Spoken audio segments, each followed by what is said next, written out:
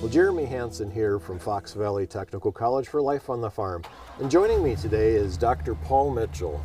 Paul, thank you so much for talking with me today. Oh, thanks. I'm a professor at the University of Wisconsin in agricultural and applied economics, and I'm an extension professor. So I go out and do a lot of outreach events around the state focused on agriculture, primarily crops. Right. And Dr. Mitchell, we're actually at a Forage Council Spring Field Day today, and you actually gave a fascinating talk about some of the economic outlook in agriculture going forward, either from the past and going forward. And you started off by talking about the cash receipts forecast for 2025. Can you maybe just summarize what you talked about? It's fascinating. Sure. There's the farm income projections. This would be net returns after paying your costs is high this year.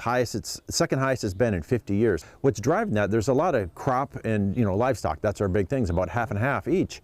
And crops are down a little bit, and livestock products are up a little bit. So dairy, milk, beef, things like that, as well as corn and soybeans. That's what's driving it. And crops are down a little, receipts, and livestock stuff is up a little. Yet we have a big jump in farm income this year, and that's a surprise, and it's driven primarily by the disaster payments and then the ECAP program, a new program that just signed in at the end of 2024. And so farmers are looking to have a good income this year, but not from the way they want it, not from good prices on everything. Right. And then you had some really good advice. What are farmers to do with this outlook? Yeah, the real issue is corn and soybeans are really, we're looking at negative margins where you work really hard and you don't make much money. You don't make enough money to pay for your time and to pay for your land. And so they have to eat those costs somehow, and they scrimp and save, but they can't control a lot of this stuff. Markets are out of their control. They can control their marketing, so they can be trying to do forward contracts, using the markets. Hiring a marketing firm is very useful. They control the crop management. They get to decide what inputs are put on, how to get their yield as cost efficiently as possible. And that's what's happening this year is the markets are really telling them to be cost efficient, to do a better job as a manager. It's not as easy as it has been the last few years. And Paul, you switched to answered a bunch of questions of what we're all thinking right now. Well, you talked a little bit about tariffs. What's your insight about tariffs right now?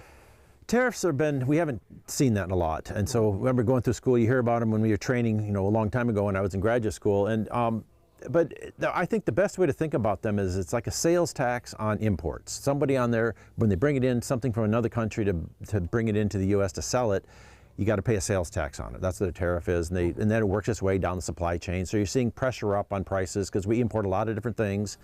That's going to create inflationary pressures. And this variability in the tariffs, how it's not really clear what's covered, when's it triggered, what commodities, what imports are covered, some things are being exempt, and it goes up and down, and there's, they pause them. Right, and the focus that I got out of your talk was tariffs are more of a political decision, moreover than an economic decision, correct? Correct. I mean, economists, I'm a professional economist, there's lots of us out there, they can estimate the impacts of these. I've seen many numbers on like dairy tariffs, and what that's going to do to the dairy industry. You pick your favorite number, 8 billion, 12 billion, 17 billion, whatever. But there's also, the administration believes there's a benefit to these as well. That's a political benefit. How do that's their job, is to weigh these economic costs against these political benefits. That's something I can't answer. I'm not a professional politician. So they have to answer for these economic impacts. They have to explain what the benefits are and that these benefits are worth the costs. And last question, Paul, we talked a little bit about Farm Bill. Are we going to get a new Farm Bill this year? Oh, yeah, that's what everyone wants to know. No, I actually think we're going to have there's going to be a lot of political capital and energy put into getting the budget passed for the end of September date. And then I think they're just going to extend the Farm Bill again, because I just don't think they're going to have the political energy to take it on, because there's a lot of issues they want to deal with. I expect an extension of the Farm Bill, and then hopefully next year the Congress will get to giving us a new Farm Bill. Okay. Dr. Mitchell, thank you so much for your time today. I really appreciate talking with you. A fascinating discussion we had in the meeting today. Well, great. Thank you, and it's great to be here. Right. So for Life on the Farm, I'm Jeremy Hansen.